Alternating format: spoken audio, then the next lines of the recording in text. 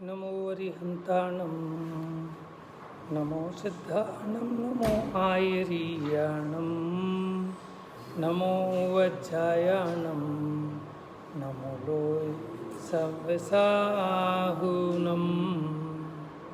हे ससुरासुरभणुसिं वन्दितं धोदघायिकममलं प्रणमामि वड्डमाणं तित्थं धम्मस्य कर्तारम्। कल 91 नंबर की गाथा पूरी हुई। चर्चा अपनी ये चल रही है, जिनेंद्र भगवान द्वारा बताए गए 7 तत्व वो वस्तु के द्रव्य गुण पर्याय के स्वरूप को जो नहीं जानता उसका मोह क्षय को प्राप्त नहीं होता और मोहनाश किए बिना सुखी नहीं हुआ जा सकता। शुद्धात्मा की उपलब्धि नहीं हो सकती। निकालिए पेज नंबर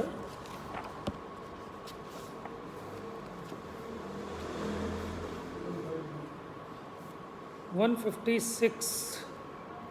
चलिए 157 निकालिए। एक बार भावार्थ फिर से पढ़ते हैं और फिर आगे बढ़ते हैं। 92 ज्ञान तत्व प्रज्ञापन की अंतिम गाथा है, 92 नंबर की गाथा। इसके बाद ये तत्व प्रज्ञापन प्रारंभ हो जाएगा 93 नंबर की गाथा से। पेज नंबर 157 भावार्थ। जो जीव द्रव्य मुनित्व का पालन करता हुआ भी स्वपर के भेद सहित पदार्थों की श्रद्धा नहीं करता। ये द्रव्य मुनित्व क्या होता है? द्रव्य मुनिपना क्या होता है? बाहर में दूसरे को देखकर जैसा ये करते हैं वैसा तो कर लिया, ठीक है, लेकिन उसके अभिप्राय को नहीं ग्रहण किया, स्व और पर का विवेक उत्पन्न नहीं हुआ।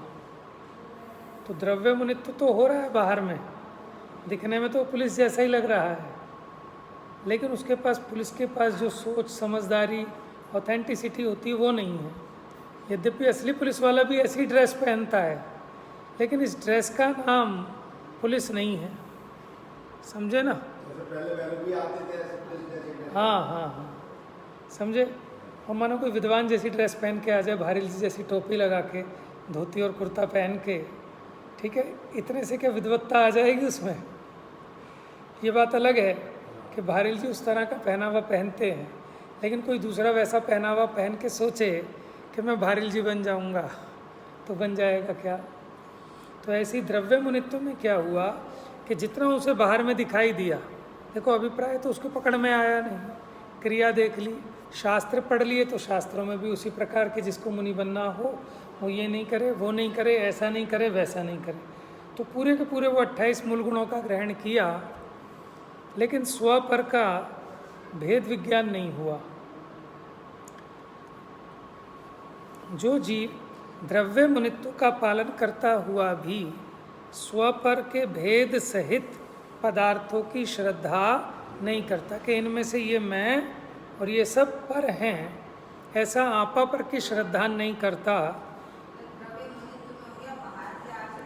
द्रव्यलिंगी ओनली, अकेला द्रव्यलिंग, क्योंकि द्रव्यलिंगी तो भावलिंगी भी होते हैं, लेकिन बिना भावलिंग के जो द्रव्यलिंग है उसकी बात कह रहे हैं।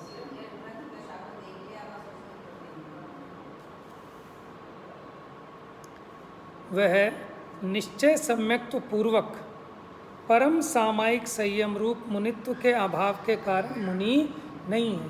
क्यों?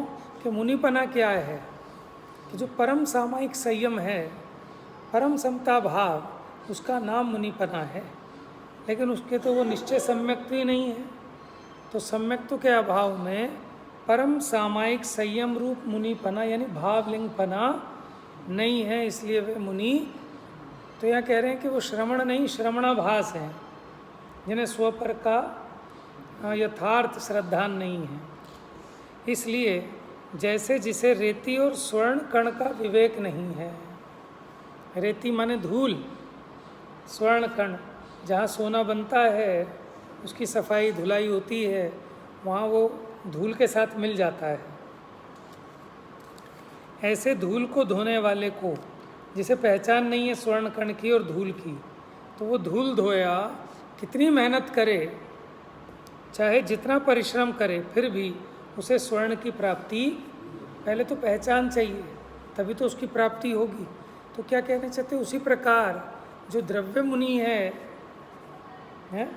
उसे आपा पर का भेद विज्ञान ही नहीं है, आपा पर की श्रद्धा ही नहीं है। अब वो कितने कष्ट सहे, कितने व्रत उपवास करे, कितने परिचय सहन करे, फिर भी उसको क्या हो रहा है कि शुद्धात्मा की उपलब्धि होने वाली नहीं है। क्योंकि उपलब्धि तो बाद में होगी, पहले तो उसकी पहचान हो ना कि ये मैं हूँ। हाँ, तो उसको भी चाहे जितनी द्रव्य मुनित्व की क्रियाओं का कष्ट उठाने पर भी धर्म की प्राप्ति नहीं होती। अब आगे देखिए, सबसे नीचे 157 नंबर पेज पर, उव संपयामी सम्मम जत्तो निवाण संपत्ति, ये 5वीं गाथा में प्रतिज्ञा की थी। ऐसे समय सार में भी कुंद आचार्य ने 5वीं गाथा में प्रतिज्ञा ली कि मैं दर्शाऊंगा एकत्व विभक्त आत्मा को। यहाँ भी 5वीं गाथा में प्रतिज्ञा ली कि उव संपयामी सम्मम, कि मैं समता भाव को प्राप्त करके जत्तो निर्वाण संपत्ति, कि जिससे निर्वाण संपदा की प्राप्ति होती है। ठीक है, किससे? समता भाव से। ऐसा प्रतिज्ञा करके फिर उन्होंने 7वीं गाथा में लिखा, चारित्रम खलु धम्मो, कि चारित्र ही धर्म है। धम्मो जो सो समोत्तीर्ण दिट्ठ, और धर्म क्या है कि जिसको समता भाव रूप कहा गया है।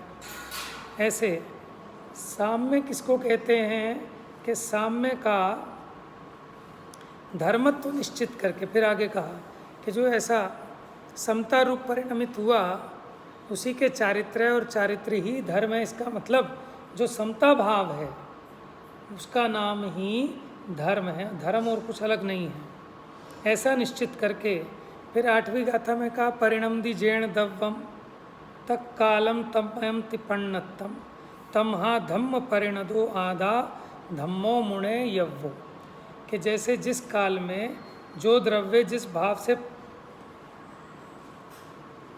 परिणमित होता है उस काल में वह उस भाव से परिणमित होता है। जैसे अग्नि में डाला गया लोहे का गोला, उस समय अग्नि भाव रूप गर्म उष्ण रूप परिणमित हुआ, तो उस समय वो आग है। आप उसे हाथ लगाओगे तो जैसे आग से हाथ जलता है, ऐसे उस लोहे के गोले से भी आग जलेगा। देसी घी है, तासीर उसकी शीतल होती है, कहीं जल जाए तो देसी घी लगाते हैं ना कि जलन ठीक हो जाती है। लेकिन अगर वो गर्म है और वो गर्म घी किसी के लगा दो तो जलाएगा कि नहीं जलाएगा? क्यों जलाया? क्योंकि उस समय वो उष्ण रूप से परिणमित हुआ। कौन? वो घी। तो उस समय वो उष्ण भाव से तन्मय है। उस समय भले उसका क्षणिक तादात्म्य संबंध है। समझ में आया? तो इस प्रकार जिस समय यह आत्मा समता भाव रूप परिणमित हुआ, उस समय वह उस भाव से तन्मय है, यानी वो आत्मा धर्म ही है। धर्मात्मा ऐसा नहीं कह रहे, क्या कह रहे हैं? वो आत्मा ही धर्म है। यानी जो वस्तु जिस काल में जिस भाव से परिणमित होती है, उस काल में वह उससे तन्मय है, उस समय वह वही है।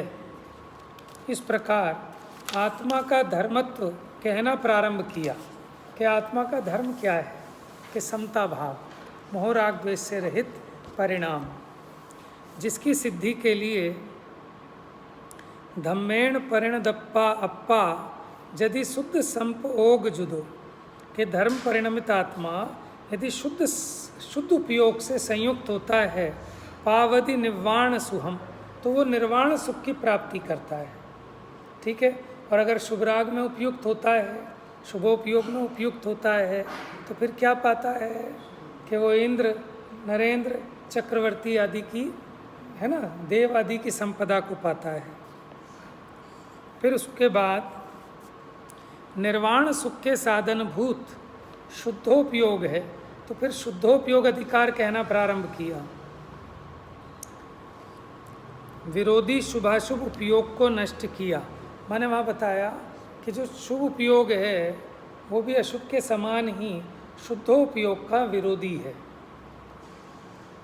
शुद्धोपयोग का स्वरूप वर्णन किया। शुद्धोपयोग के प्रसाद से उत्पन्न होने वाले ऐसे आत्मा के सहज ज्ञान और सहज आनंद को बताते हुए, देखो किसके बल से उत्पन्न होने वाले, शुद्धोपयोग के प्रसाद किसको कहते हैं, प्रसाद किसको कहते हैं, शुद्धोपयोग के प्रसाद में प्रसाद से उत्पन्न होने वाले फल। ठीक है ना। आप कहो कि अन्यमति जो होते हैं हिंदू वाले, उनके यहाँ तो प्रसाद मिलता है, ठीक है, हाँ, तो हमारे यहाँ तो कुछ मिलता नहीं, कि हमारे यहाँ मिलता है असली प्रसाद तो। लेकिन एक बात और है, वो प्रसाद भगवान देते हैं कि इसका खुद ही का होता है। जैसे हनुमान मंदिर जाते हैं तो वो बूंदिया खुद लेके जाते हैं और वो भगवान से छुआई, ठीक है, और वो प्रसाद हो गया। लेकिन वो प्रसाद कब बनती है कि जब भगवान ने उसका भोग लगा लिया।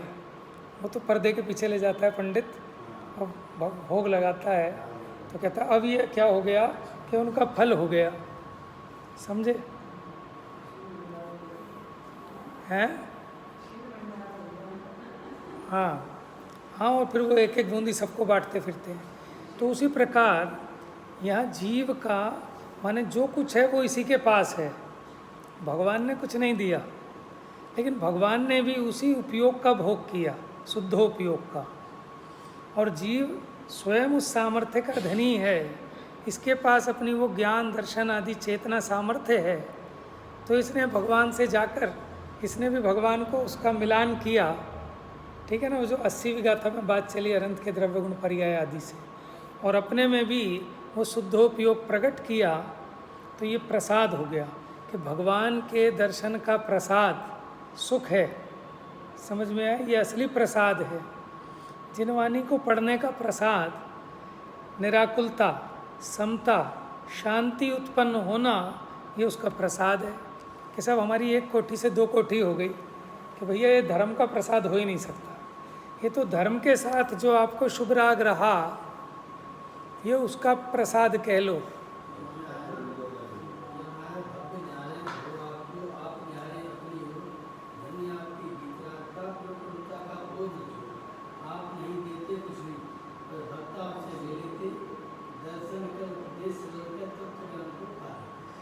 ठीक है, लेकिन भगवान से प्राप्त करने की बात क्या है कि जो भगवान ने प्राप्त किया हमको वो चाहिए।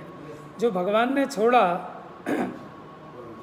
वो भगवान की पूजा का फल कैसे माने हम? भाई भगवान ने तो वो छोड़ दिया, जिनको त्यागे तुम तुच्छ जान। लेकिन लोगों को ऐसे ही लगता है कि ये अरे आज भगवान की पूजा भक्ति करके आए ना, तो दुकान पे अच्छा ग्राहक आ रहा है आज। कि वो बात अलग है कि आपको अपने वो जो शुभ राग से उस प्रकार का पुण्य बनता है, उसका निमित्त नैमित्तिक संबंध है। लेकिन भगवान पे इल्ज़ाम मत लगाओ। भगवान ने तो उसको तुच्छ बताया है, हे बताया उस संपदा में सुख नहीं है।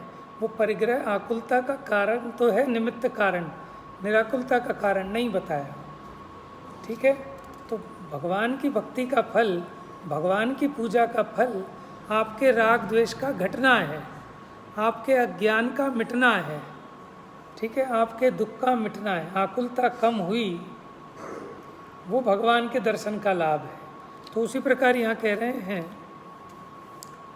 कि शुद्धोपयोग के फल में उत्पन्न होने वाले आत्मा के सहज ज्ञान और आनंद को समझाते हुए, अब देखो जो आत्मा का ज्ञान और आनंद कह रहे हैं सहज है, तो फिर ये क्यों कह रहे हैं कि शुद्धोपयोग के फल में प्रकट होने वाले?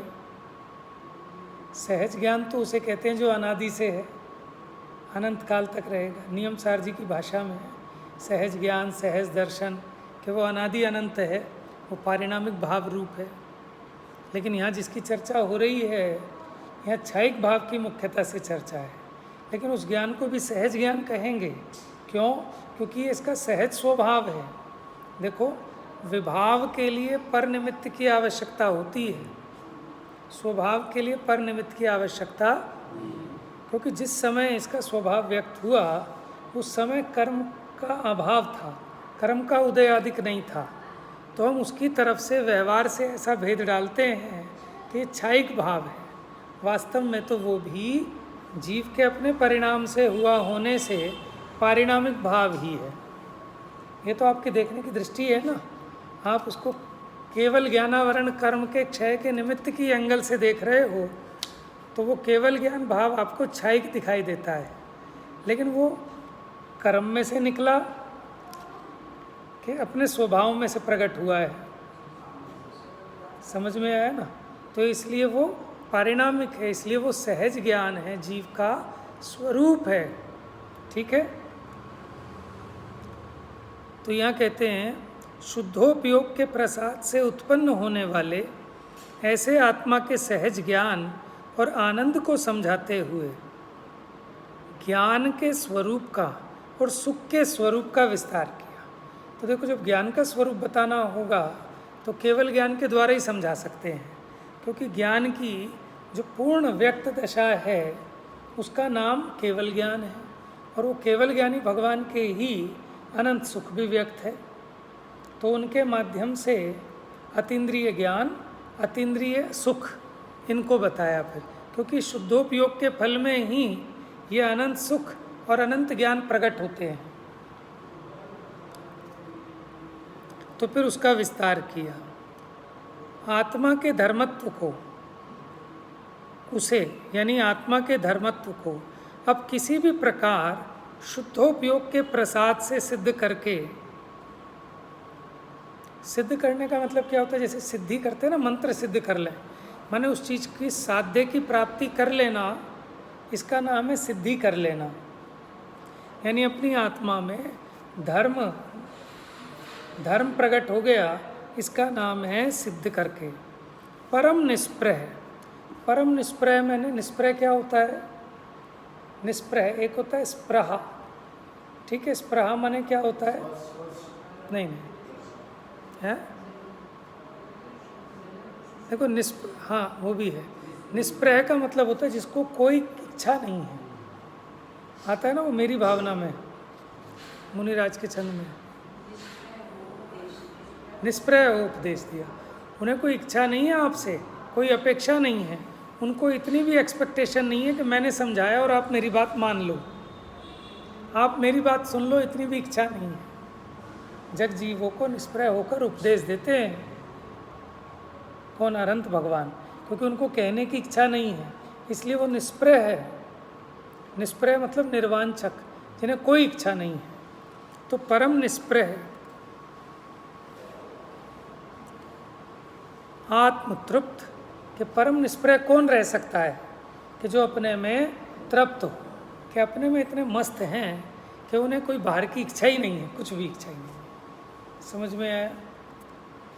ऐसी पारमेश्वरी प्रवृत्ति को प्राप्त होते हुए कृतकृत्यता को प्राप्त करके, माने देखो प्रोसीजर चल रही है ना, कि शुद्धोपयोग हुआ, फिर उसके फल में अनंत ज्ञान, अनंत सुख हुआ, परम निष्प्रह हो गए, आत्मतृप्त हो गए, पारमेश्वरी प्रवृत्ति को प्राप्त होते हुए कृतकृत्यता को, माने करने योग्य सब कर लिया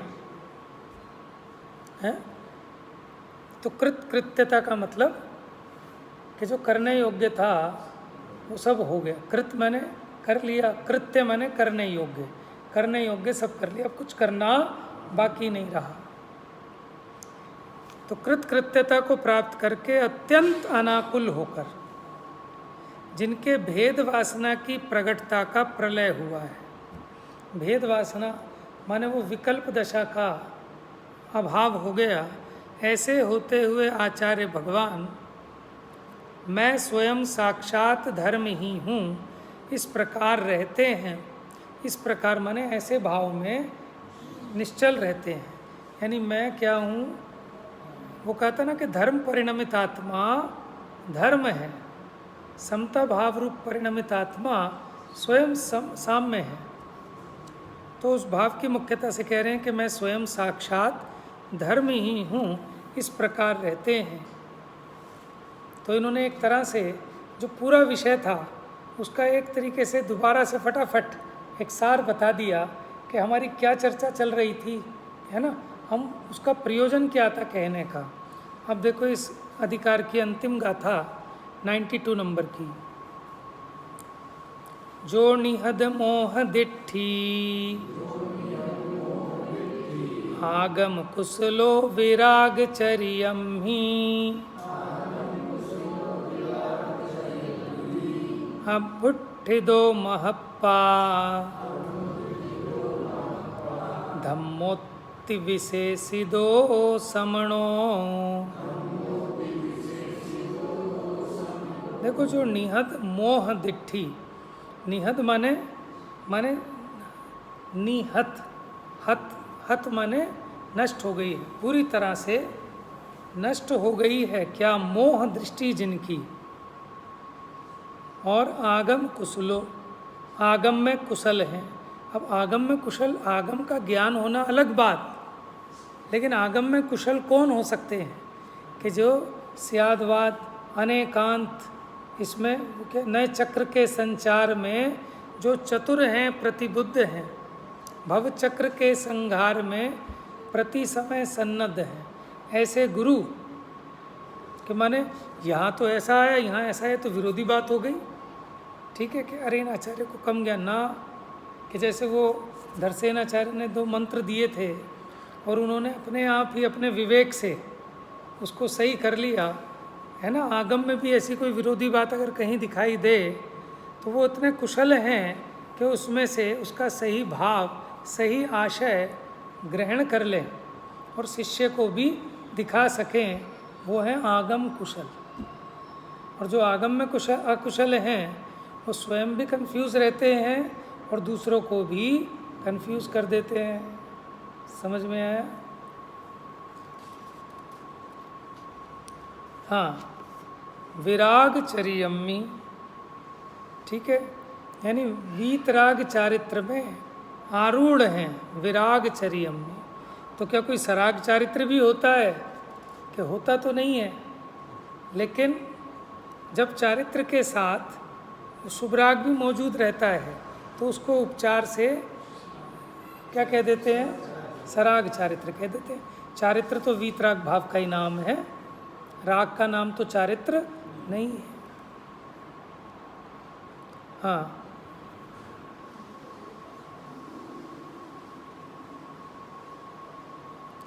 ठीक है। जो अबुट्ठी तो आया ना, इसका मतलब जो उसमें अच्छी प्रकार से, जैसे आरूढ़ होना क्या होता है, जो ढंग से पूरे कॉन्फिडेंस के साथ उस पर सवार हो, उसका नाम है आरूढ़ होना, है।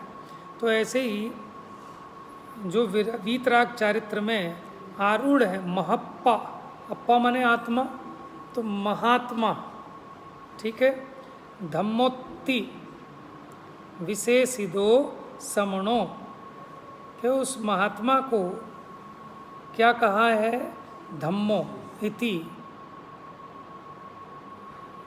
समणो माने श्रवण, माने ऐसे मुनि को धर्म कहा है, ऐसे महात्मा को धर्म कहा है।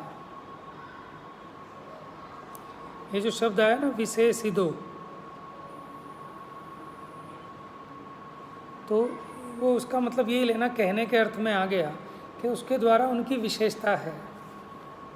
टीका देखिए, यह आत्मा स्वयं धर्म हो, यह वास्तव में मनोरथ है। माने आपके मन की इच्छा क्या है, क्या प्रयोजन है इस ग्रंथ का, कि ये जो आत्मा है ये स्वयं धर्म रूप हो जाए, यह मनोरथ है। उसमें विघ्न डालने वाली, अंतराय लाने वाली कौन है? कि एक बहिर्मुखी दृष्टि है, बहिर्मोह दृष्टि है। तो ये आत्मा स्वयं धर्म हो, माने मोहराग द्वेष से रहित हो जाए, ये वास्तव में मनोरथ है। उसमें विघ्न डालने वाली एक बहिर्मोह दृष्टि ही है, और वह बहिर्मोह दृष्टि तो आगम कौशल्य तथा आत्मज्ञान से नष्ट हो जाने के कारण अब मुझ में पुनः उत्पन्न नहीं होगी। अब आप कहोगे क्या कोई अंतर्मोह दृष्टि भी होती है क्या? ये जो लिखा कि बहिर्मोह दृष्टि, तो क्या कोई अंतर्मोह दृष्टि भी होती है? कि नहीं, वो तो उसी की विशेषण बताया कि वो मोह दृष्टि कैसी है, कि उसको बहिरात्मा कहते हैं ना, कि जो अपने से बाहर हैं, ऐसे पदार्थों में ही ये मैं हूँ ऐसी कल्पना करता है, वो मोह दृष्टि है, मूढ़ता है। तो उसका विशेषण है मोह दृष्टि का बहिर्पना, बहिरात्मपना। तो वो बहिर्मोह दृष्टि आगम की कुशलता से और आत्मज्ञान से नष्ट हो जाने के कारण अब मुझ में पुनः उत्पन्न नहीं होगी। इसलिए वीतराग चारित्र रूप से प्रगटता को प्राप्त मेरा यह आत्मा, वीतराग चारित्र किसे कहते हैं? जो मोह राग द्वेष से रहित, ठीक है, उसी का नाम वीतराग चारित्र है। तो वीतराग चारित्र रूप से प्रगटता को प्राप्त मेरा यह आत्मा स्वयं धर्म होकर, देखो 3 बातें बताई थी, धर्म, शुभ, अशुभ, कि शुभ भाव रूप परिणमित आत्मा शुभ है, अशुभ भाव रूप परिणमित आत्मा अशुभ है, और धर्म भाव रूप परिणमित आत्मा धर्म है। और धर्म किसका नाम कहा था? मोह खोह विहीणो परिणामो अपणो हुसमो, के आत्मा का मोह और क्षोभ से रहित परिणाम वो क्या है? समता भाव। और जो समता है वही चारित्र है, और चारित्र ही धर्म है। इसका मतलब मोह और खो कहकर, जैसे गांव में भी कहते हैं ना, ज़्यादा छो मत कर, छो में मत आ। तो छो का मतलब एक तो क्रोध होता है, ठीक है, और छो माने खेद, माने वो कषाय के लिए आ गया, चारित्र मोह के लिए आ गया। यानी दर्शन मोह और चारित्र मोह के अभाव में जो मोह और राग द्वेष से रहित परिणाम है जीव का, वो ही धर्म है।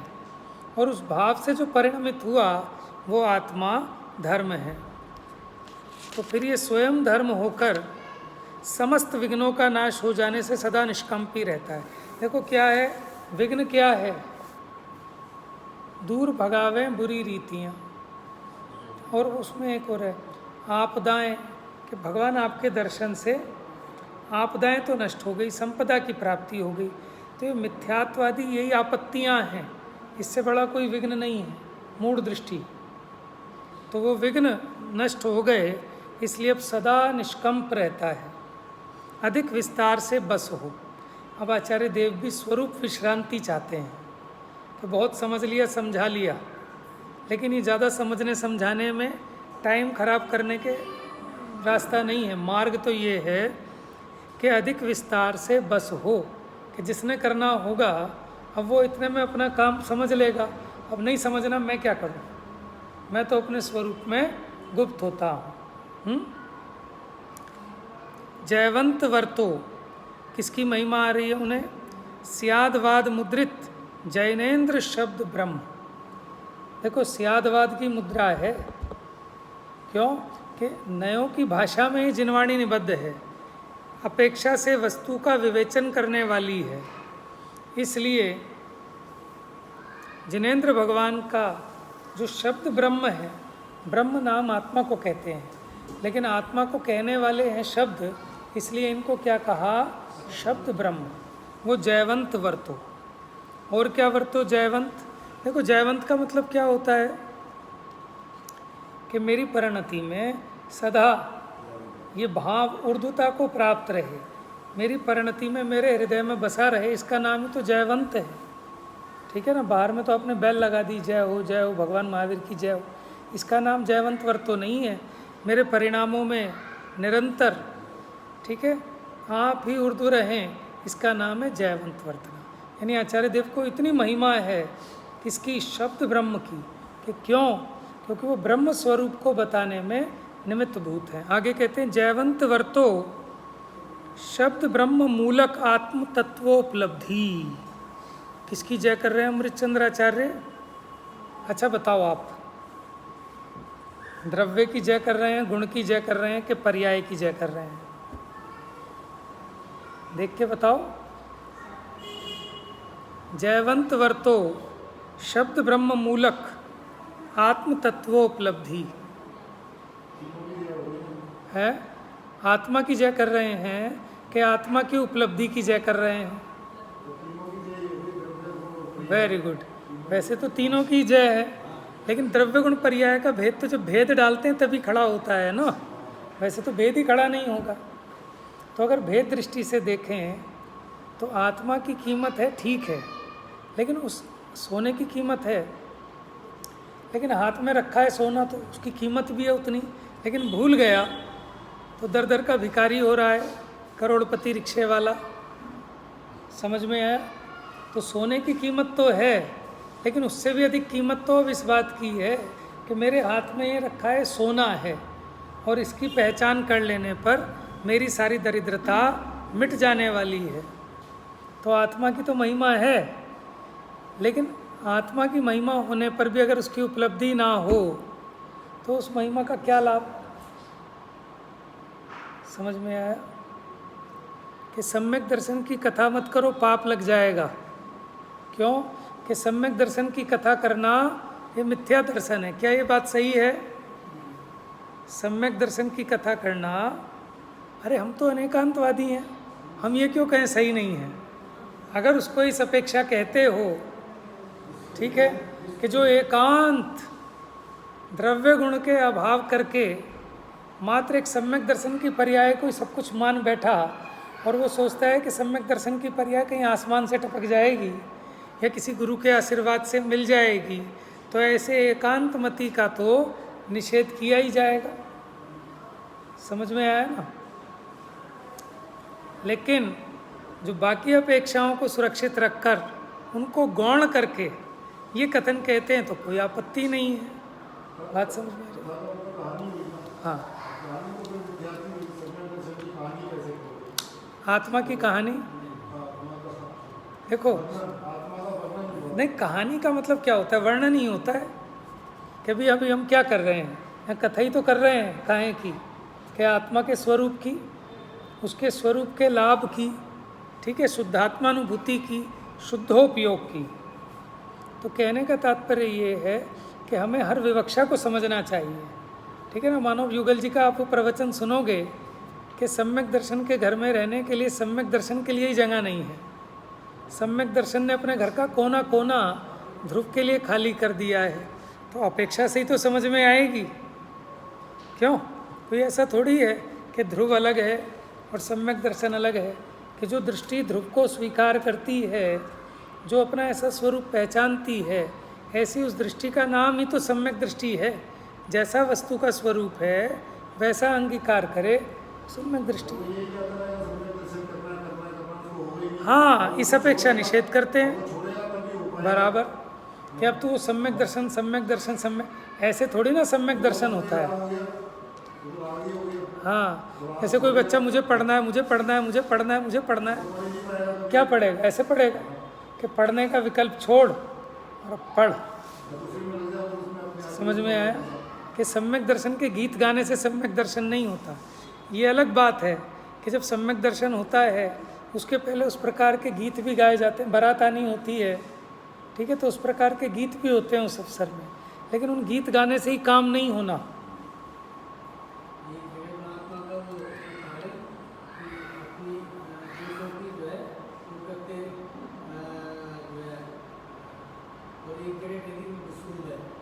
हाँ,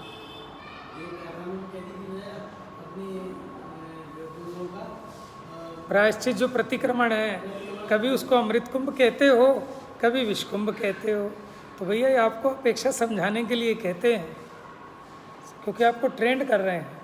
वो तो आगम में कुशल हैं, आपको भी आगम में कुशल बनाना चाहते हैं, ठीक है। जो कोच होता है ना, बच्चे को कोचिंग दे रहा है क्रिकेट की, तो वो कई बार, ठीक है, गुगली बॉल डालेगा, टेढ़ी बॉल डालेगा, ऊपर से डालेगा, दाएं से बाएं से, तो कहेगा आप तो हमारे साथ छल नहीं कर रहे, आपको ट्रेंड कर रहे हैं कि देखो ऐसा भी आए तो आप फेल नहीं होना, आप उसमें भी चौका छक्का ही लगाना। तो आगम में ऐसे विरोधी कथन भी दिखते हैं, तो उनके सही आशय को आप ग्रहण करना, तो आप भी आगम कुशल हो जाएंगे। चलिए इसको पूरा करते हैं। देखो बड़ी सुंदर बात है, शब्द ब्रह्म मूलक।